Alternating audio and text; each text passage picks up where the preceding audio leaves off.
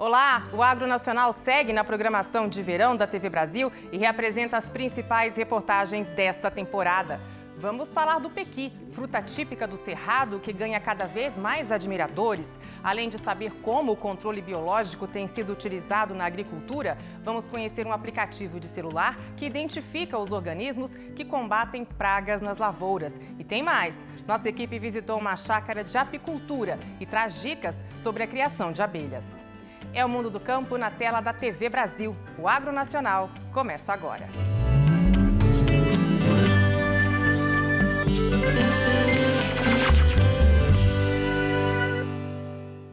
A árvore típica do Cerrado, o pequizeiro, é protegido por lei. Fomos até a Fazenda Água Limpa da Universidade de Brasília para conhecer mais sobre essa espécie e também aprender como fazer uma receita deliciosa de um creme salgado de pequi. Vamos conferir?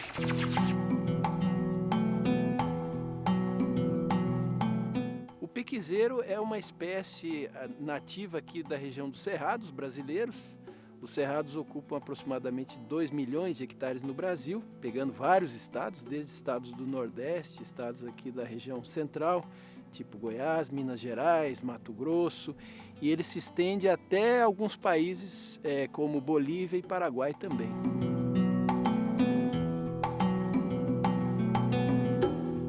O pequi, ele é produzido basicamente aqui no Brasil por extrativismo ainda hoje.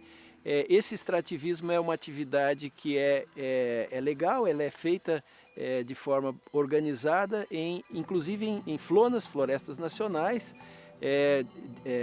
gera uma renda extra para pequenos produtores e deve ser feita também com cuidado para manter sementes no ambiente que possam regenerar novas árvores para que não haja uma degradação ambiental. Essas mudas que estão nas imagens, elas foram trazidas de locais mais quentes e aqui, como aqui em Brasília, aqui nessa região aqui da Fazenda Água Limpa da Universidade de Brasília, a altitude é por volta de 1.100 metros, temperaturas na época do inverno mais frias, então as mudas sentiram, houve uma certa queima. Agora, nessa época, com o aumento das temperaturas, elas se recuperam, há novas brotações e o desenvolvimento vegetativo retoma.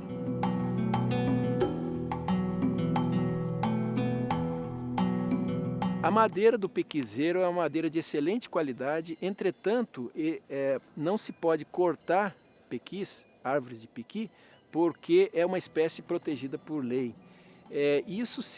Essa proteção se deve a uma redução muito substancial na quantidade de espécies nativas. Entretanto, em plantios comerciais é possível fazer a exploração total da espécie, da madeira, da casca, que também produz tanino, que é uma substância utilizada em cortumes e em outras indústrias químicas, e de toda a planta, dos frutos. Ele não prejudica as pastagens porque ele não forma uma copa muito densa. Normalmente ele deixa passar por volta de 50% da radiação solar que chega, ele deixa passar. E essa questão da adaptação às condições de solo e de clima aqui dos Cerrados, com muito baixo nível de insumos, né, se consegue uma produção adicional.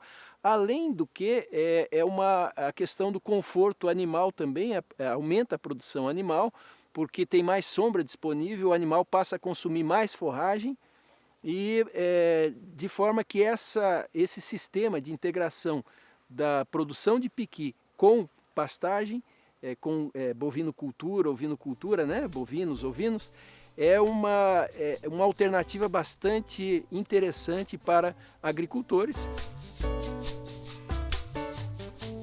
A árvore do pequizeiro, ela inicia a produção por volta do quarto ou do quinto ano após o plantio, e na faixa de 7 a 8 anos deve atingir as produtividades mais elevadas. A produção de frutos por planta, ela é variável, da ordem de 200 frutos até 2.000 frutos, mais ou menos. Cada fruto desse tem em média 2 a 3 sementes, 2 a 3 caroços, e a colheita dos frutos, ela é feita no chão. Os frutos na árvore, eles ainda não estão propícios para a colheita. Quando eles amadurecem, eles se desprendem da planta. Eventualmente, alguns frutos se abrem nas plantas e também é possível fazer a colheita nessa situação.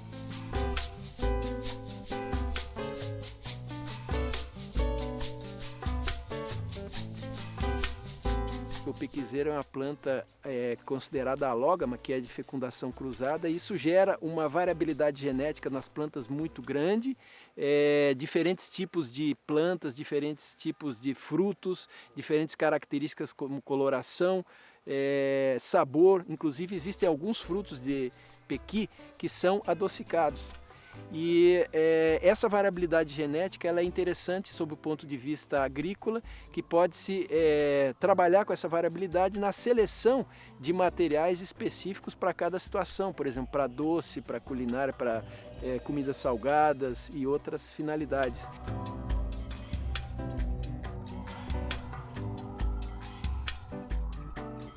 Os frutos de piqui, os relatos que eles iniciam a ser usados aqui na região de Goiás, Minas Gerais, por volta do século XVIII, XIX, em pratos como arroz, com frango, com outras carnes. E esse uso ele é muito diversificado, porque é possível fazer sabonetes, é possível. O óleo do piqui também ele tem propriedades medicinais. A castanha, pouca gente também conhece. O piqui ele tem uma amêndoa, né, dentro desse caroço duro, ele tem uma amêndoa ou castanha que é a semente do pequizeiro, exatamente. E essa semente ela é muito saborosa em doces, em cocadas. Em termos de frutas do cerrado, é a fruta que tem maior potencial, que tem mais perspectivas. O cerrado ele é rico em outras frutas, mas o mercado consumidor ele é bastante grande, ele é bastante amplo. Houve uma redução substancial nos últimos anos das áreas de cerrado, e isso implicou também redução do processo de extrativismo. Então os cultivos de piqui já começaram, já existem vários cultivos, e eles devem se expandir bastante nos próximos anos. Eu vou apresentar para vocês uma receita que nós fazemos em casa, inclusive fizemos ela hoje. Nós fazemos em média com 1 quilo de filé de piqui. Você coloca a panela no fogo, tira aquilo, bota para cozinhar. Coloca, se for 1 quilo, vai colocar aproximadamente 1 litro de água. Deixa ele cozinhar com os temperos. Você já põe o sal, já corta uma cebola, uns 5 dentes de alho mais ou menos, e você coloca tudo para cozinhar ali dentro. Cuidado no sal, que o piqui pega muito, é fácil o sal. E você, depois que aquilo está bem cozido, você começou a secar, você coloca em torno de 2 copos a meio litro de leite naquele piqui. Ele vai ferventar bem, ele se dá muito bem com leite, ele mistura. Quando ele está bem fervendo já, querendo, aí coloca um creme de leite. Coloca um creme de leite, mexe, espera ele dar uma fervura, desliga. Se quiser esfriar um pouco bem, senão já põe direto no liquidificador, bate e ele dá o creme de piqui. É um creme muito gostoso, muito bom. Serve para passar no pão, serve para você comer com carne e principalmente nós usamos na alimentação normal.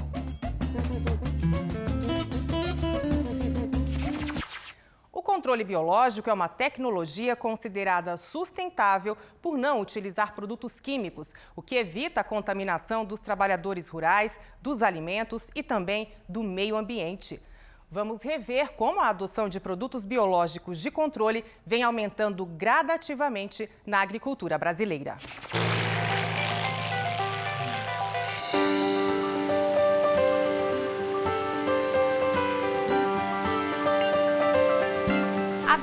Ela representa as indústrias produtoras de biodefensivos. O que são biodefensivos? São produtos formulados à base de inimigos naturais, que estão presentes naturalmente no solo.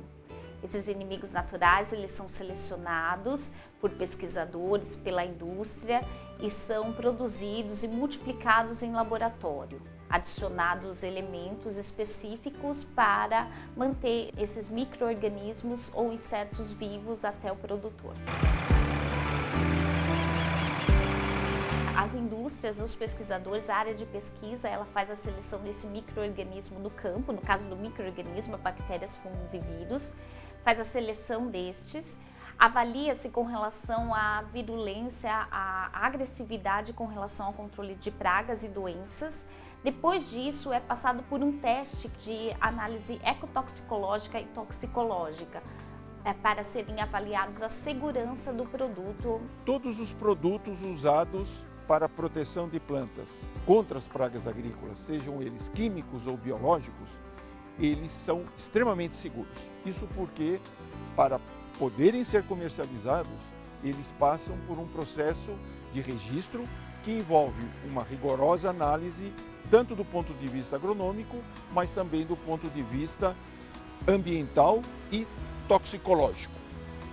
Tanto os químicos como os biológicos, eles vão poder ser utilizados em combinação, porque muitos deles são compatíveis. E aí exige-se uma aplicação adequada, sempre sob a supervisão de um técnico habilitado. O produto biológico é seguro desde que siga um procedimento correto, desde que seja registrado no Ministério da Agricultura, na Anvisa e no IBAMA, e desde que siga as boas práticas da indústria.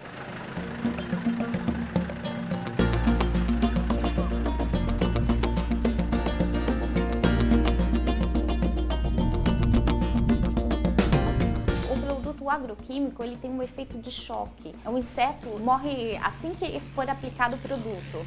No caso dos biológicos, esse período para ter essa mortalidade, né, a mortalidade das lagartas, a gente usa muito isso, demora aproximadamente 1 ou 2 semanas. E muitas vezes o agricultor fica inseguro com relação, olha, eu apliquei e não funcionou o produto. A síntese de produtos químicos baseados em novos mecanismos de ação é cada vez mais difícil e mais cara. Por exemplo, para se desenvolver um produto químico novo, isso custa no mínimo 250 milhões de dólares, um trabalho que leva cerca de 10 anos. O desenvolvimento de um produto biológico é mais ou menos 10% desse custo, e hoje nós temos inúmeras instituições públicas e privadas, laboratórios, faculdades que vêm desenvolvendo produtos, e isso possibilita o surgimento de produtos bons, mas de uma maneira mais fácil do que o surgimento de novas moléculas químicas. Nós não estamos só selecionando aquele micro-organismo, nós estamos multiplicando e nós temos que garantir a sobrevivência dele. Então são inúmeros fatores. E outra questão também, não é simples a seleção desse micro-organismo. A empresa ela vai ter que selecionar qual que é a cepa que seria mais eficaz para controle daquela praga.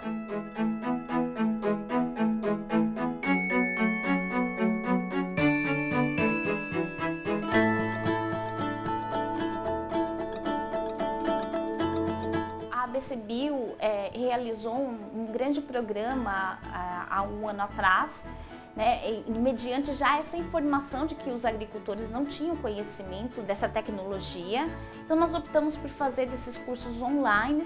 São cursos rápidos, na verdade o curso total demora-se em torno de 50 minutos. É uma introdução para os biodefensivos, desde falando como que funcionam os insetos, os ácaros, os macro-organismos, como são produzidos, como são formulados, os micro-organismos também, como são produzidos, formulados, como são selecionados no campo, as diferenças desses produtos e como que você utiliza isto numa lavoura convencional, num cultivo convencional, juntamente com outros agroquímicos.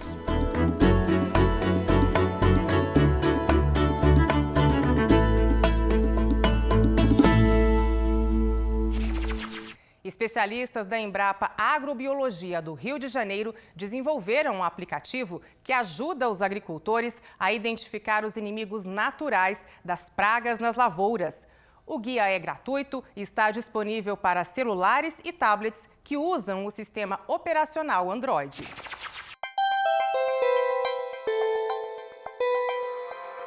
O nome do aplicativo é Guia Inat. Guia porque ele se propõe a ser um guia de informações, de imagens para o agricultor, para quem busca essa informação no campo. In vem de inimigos, Inat de naturais, porque inimigo natural é um nome que se dá para os agentes naturais de controle, tá? Quem faz então o controle de pragas no campo de forma natural. Os usuários podem ter acesso ao aplicativo diretamente no Google Play, colocando Guia Inat na procura, Inat com 2 N's, né, que a gente já disse, In de inimigo, Nat de natural.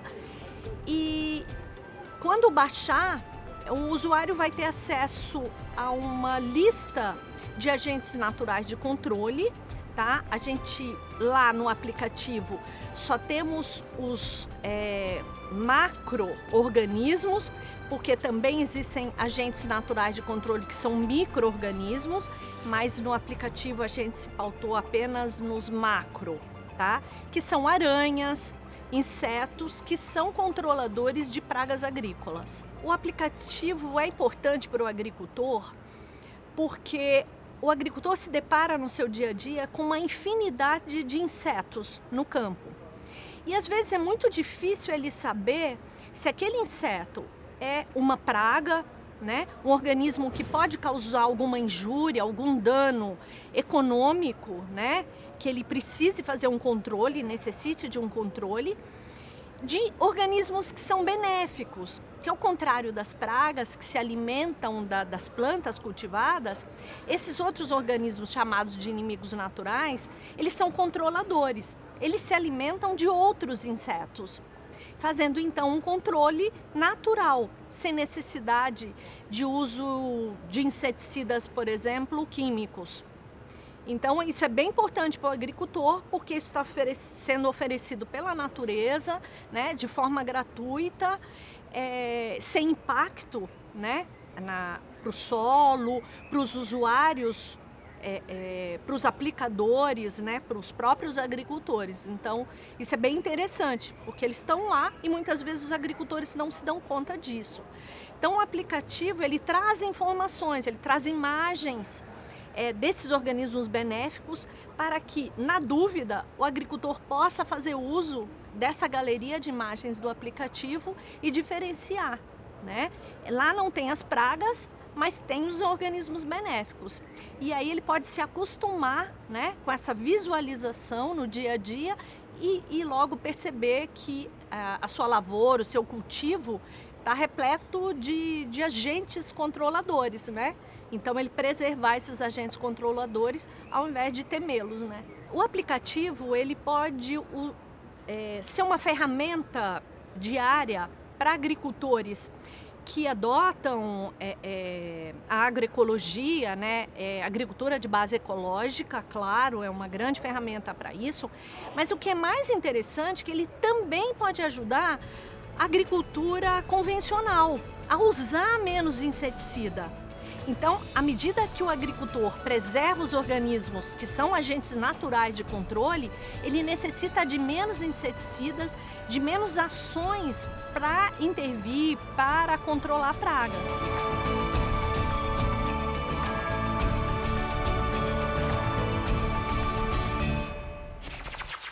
A apicultura é a criação de abelhas para a produção de mel e derivados, e uma atividade agropecuária com potencial de gerar impactos sociais, econômicos e ecológicos no país. Vamos rever as dicas sobre manejo na criação das abelhas e informações sobre tipos e qualidade do mel, além de produtos derivados. Mel realmente é um grande benefício que traz para o ser humano.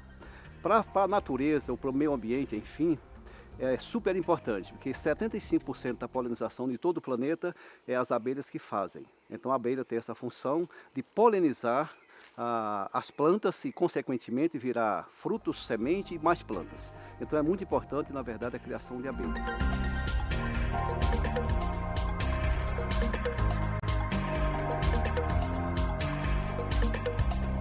Em cada caixa dessa, nós temos aproximadamente 80 a 100 mil abelhas.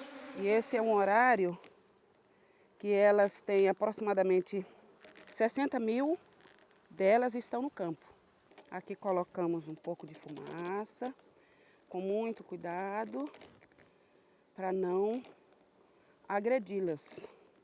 Devagarzinho, só para elas acalmarem um pouco.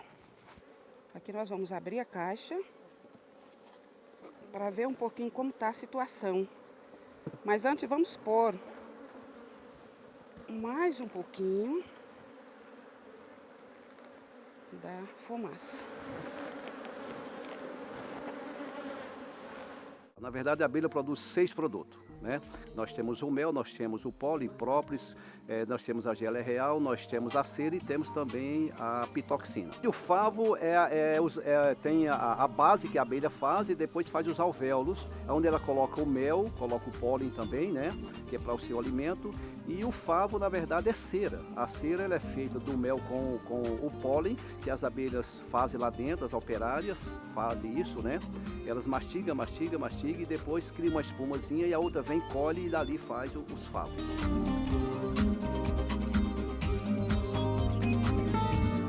Vamos ver aqui como é que tem esses favos. Estão trabalhando. Ou seja, esse é um favo que já está quase pronto. Elas estão operculando, certo? Quando tiver todo operculatado, aí nós já está no ponto de colheita. A florada para o sabor do mel, veja bem, nós temos a florada da aroeira aqui no entorno, no norte de Minas e em alguns outros estados, que o mel da aroeira ele é escuro e é muito saboroso. E também nós temos aí algumas outras floradas, a do eucalipto também é um pouco escuro, do açapeixe também é um pouco escuro, porque depende da flor. Na verdade, os mel claros também dependem das flores. Então existe o cipó-uva que é muito claro, existe o mel da florada da laranja que também é claro e outros. Alguns silvestres. Os silvestres tem deles escuro e tem deles claro. Por quê? Porque depende da região e depende das flores da região, de cada região. Hoje o Brasil inteiro em todo lugar produz mel, né? Porque nós temos aí floresta por todo quanto é lugar, floradas diversificadas que nenhum país do mundo tem, igual nós temos no Brasil, graças a Deus, né? E nós temos algumas regiões que produzem mais do que outras, igual o Maranhão, que é a florada da Merimba, que produz mais do que os outros lugares, em função da florada ser prolongada, se prolonga por 5, 6 meses. Então, nesse sentido, aí aumenta muito a produção de mel. Algumas regiões que as floradas se acabam rápido, então a produção é menor. Mas nós temos aí uma finalidade, os apicultores do DF, fazer apiário migratório, para produzir mais, aumentar mais a produção. Os métodos no Brasil e no exterior para a produção de mel e seus produtos da abelha são iguais. Na verdade, nós temos aí, no Brasil, nós temos um privilégio, melhor do que os outros países, em função das grandes florestas que nós temos, a diversificação de floradas que nenhum país do mundo tem. Nós temos aí aproximadamente 42 floradas de mel diferentes, que é um paraíso para se criar abelha, é um dos melhores do mundo. Inclusive os mel também são bem mais saborosos do que nos outros países. Quando você vai instalar um apiário, a primeira coisa que você tem que fazer é fazer uma vistoria na região, numa distância de 2 km a 3 km, num raio de 360 graus, você saber o que tem ali em volta. Então esse seria o primeiro passo. O segundo passo é você, depois que você instala suas caixas, seu apiário, suas abelhas, você ficar de 15 em 15 dias ou de 20 em 20, no máximo de 30 em 30, fazendo uma vistoria para saber o que está atingindo as abelhas ou não. Então a vistoria é fundamental para que as abelhas não venham morrer nem venham migrar para outras regiões, às vezes até perigosas. O produtor, o apicultor, ele tem que cuidar mais das suas abelhas, ou seja, ele não pode colocar abelha onde tem lavoura perto do agrotóxico, porque o produtor de soja é produtor de soja, esquece. O produtor de lavouras que pulverizam, que trabalha com agrotóxico, a finalidade dele, a função dele, a atividade dele é aquela. Então nós apicultores que temos que ter cuidado, conhecimento, de não botar as abelhas onde tem os agrotóxicos. A abelha favorece sim a agricultura, claro que favorece. Quando a abelha faz a polinização, nas laranjas, por exemplo, aumenta 35% da produção. Como em outras culturas também aumentam. Agora, é necessário que o apicultor, juntamente com o produtor que for fazer isso, tenha conhecimento para quando for fazer, na época da florada, não pulverizar. Com agrotóxicos, para as abelhas não morrerem e ter sua produção bem maior. Em relação a isso, a abelha, quando faz a polinização, diminui até a quantidade de pragas. O meu conselho para os apicultores é que não bote a abelha onde tem risco para ela. Viaje um pouco, gaste um pouco mais, se dedique um pouco mais para poder você ter segurança. Então, se você coloca a abelha num lugar que não tem agrotóxico, e se você faz o manejo adequado, então você não vai ter problema. Então você vai ter uma produção fantástica, uma produção saudável, um mel garantido, né, para que o consumidor realmente consuma o seu mel, compre o seu mel e venha comprar novamente e fique satisfeito e se dê bem com isso, então é necessário esses cuidados todos.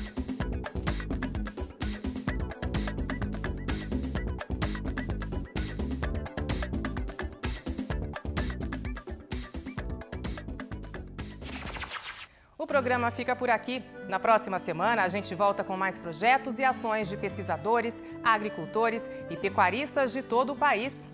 Agronacional, informações úteis para o produtor rural. É o Mundo do Campo, na tela da TV Brasil.